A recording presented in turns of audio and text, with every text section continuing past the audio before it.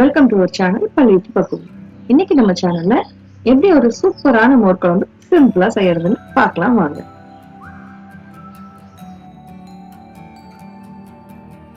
அதுக்கு முன்னாடி இதுவரைக்கும் நம்ம சேனலை சப்ஸ்கிரைப் பண்ணல அப்படின்னா மறக்காம சப்ஸ்கிரைப் பண்ணுங்க. கூடவே இருக்கக்கூடிய பெல் ஐக்கானையும் பிரஸ் பண்ணுங்க. இப்போ இன்னைக்கு நாம வெண்பூசணியை வச்சு ஒரு சூப்பரான ஒரு மோர் குழம்பு செய்ய போறோம். இதுக்கு ஏன் பூசணிக்காயை நான் சூஸ் பண்ணேன் அப்படின்னு பார்த்தீங்கன்னா, இது மோர் குழம்புக்கு நீங்கள் வெண்டைக்காய் மற்ற எல்லா காயுமே போடலாம். பட் பூசணிக்காய் அப்படிங்கும் பொழுது பூசணிக்காயில் அவ்வளோ ஒரு பெனிஃபிட்ஸ் இருக்குது. இந்த காயே பார்த்தீங்க அப்படின்னா ஃபுல்லாக உங்களுக்கு நீர் நிறைஞ்சது தான். அதனால் இப்போது கிட்னி ப்ராப்ளம்ஸ் எது இருக்கிறவங்க அதெல்லாமே பார்த்திங்கன்னா இந்த வெண்பூசணியை நிறையா சாப்பிடும் பொழுது உங்களுக்கு ஆட்டோமேட்டிக்காக அந்த கிட்னி ப்ராப்ளம் எல்லாம் குறைஞ்சி போயிடும். அதே போல் பார்த்திங்க அப்படின்னா லேடிஸ்க்கு வெள்ளைப்படுதல் அப்படிங்கிற ப்ராப்ளம் நிறையா இருக்கும். இதை சாப்பிட்டுட்டு வந்தால் உங்களுக்கு பார்த்திங்கன்னா அந்த வெள்ளைப்படுதல் அப்படிங்கிற ப்ராப்ளம் குறையுது அப்படின்னு சொல்கிறாங்க. அதே போல் பார்த்திங்கன்னா இந்த வெண்பூசணியில் ஏகப்பட்ட விட்டமின்ஸ், பொட்டாசியம் எல்லாமே இருக்குதுங்க. அதனால் நம்ம உடம்புல நோய் எதிர்ப்பு சக்தி அதிகமாக இருக்கிறதுக்கு இது உதவுது. அதனால் வாரத்தில் ஒரு முறை அல்லது 2 முறை கூட நம்ம இந்த வெண்பூசணியை சாதத்தில் எடுத்துக்கலாம். உடம்புக்கு ரொம்ப ரொம்ப ரொம்ப நல்லதுங்க.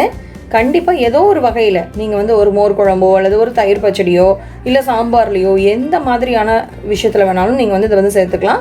கண்டிப்பாக இதை ரெகுலராக நீங்கள் யூஸ் பண்ணுங்கள். இப்போ எப்படி செய்கிறதுன்னு பார்க்கலாம். ஃபஸ்ட்டு 1 கப் வெண்பூசணி எடுத்திருக்கேன் நான். இப்போது ஒரு சின்ன பீஸ் எடுத்தீங்க அப்படின்னாவே போதும், இந்த அளவுக்கு நம்மளுக்கு கிடைக்கும். இப்போ இதை என்ன பண்ணணும் அப்படின்னா, நம்ம லைட்டாக கொஞ்சம் தண்ணி ஊற்றி ஃபஸ்ட்டு இதை வேக வச்சுக்கணுங்க. இப்போது ஒரு கடாயில் இந்த வெண்பூசணியை சேர்த்துட்டு கொஞ்சமாக இது மூழ்கிற அளவுக்கு மட்டும் தண்ணி சேர்த்துக்கோங்க. நிறையா வேண்டாம், போதுங்க. கொஞ்சமாக இதில் உப்பு சேர்த்துக்கலாம். இப்போது நம்ம இதை வச்சு ஒரு அரை வேக்காடு வேக வைக்கணும். இப்போ பாருங்கள், அடுப்பில் வச்சுருங்க. இது ஒரு அரை வேக்காடு வேகட்டும்.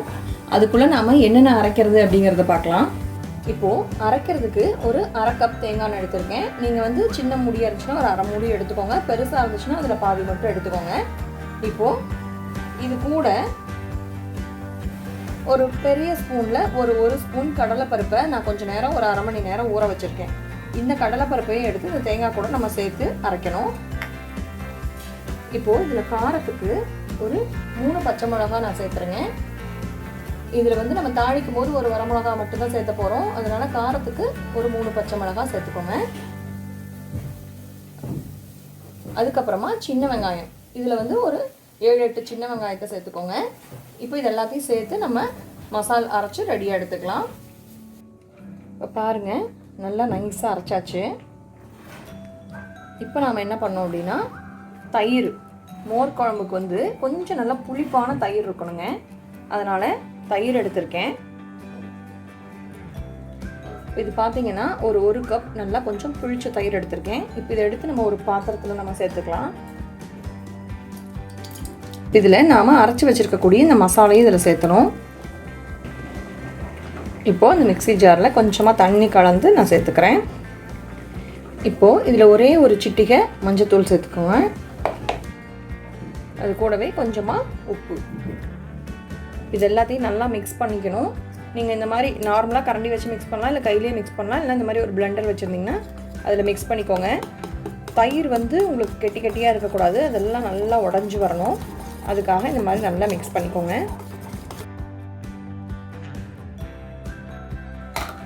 பாருங்கள், எல்லாம் நல்லா மிக்ஸ் பண்ணியாச்சு. இப்போ எப்படி தாளிக்கிறதுன்னு பார்க்கலாம். அதுக்குள்ளே நம்ம வெந்துட்டுருக்கிற பூசணி வெந்துருச்சான்னு பார்க்கலாம். போதும், ஓரளவுக்கு நம்ம 3/4 பதம் வேக வைக்கணும்னு சொன்னேன். அந்த மாதிரி வெந்துருச்சு, சூடாக இருக்குங்க.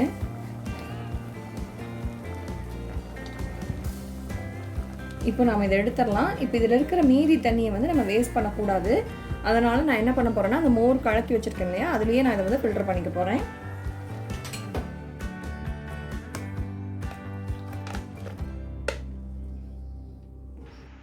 இப்போ குழம்பு எப்படி தாளிக்கிறது அப்படின்னு பார்க்கலாம். அடுப்பில் ஒரு கடாய் வச்சுக்கோங்க. ஒரு 2 ஸ்பூன் அல்லது ஒரு 3 ஸ்பூன் தேங்காய் எண்ணெய் விட்டுக்கோங்க. இந்த குழம்புக்கு டேஸ்ட்டே தேங்காய் எண்ணெய் தான், அதனால் கட்டாயம் தேங்காய் எண்ணெய் மட்டுமே யூஸ் பண்ணுங்கள்.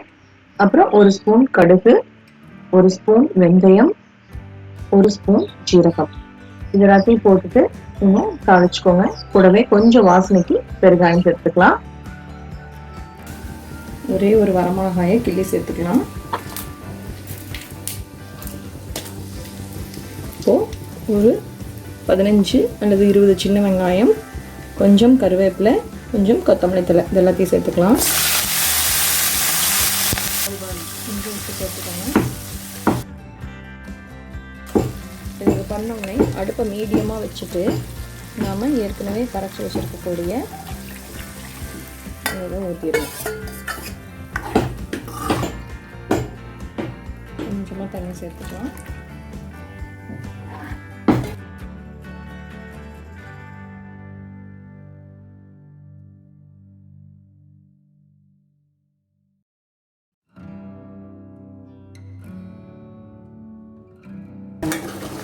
இப்போ பாருங்கள், நல்லா குழம்பு கொஞ்சம் திக்காகி கொதி வந்துட்டுருக்குது.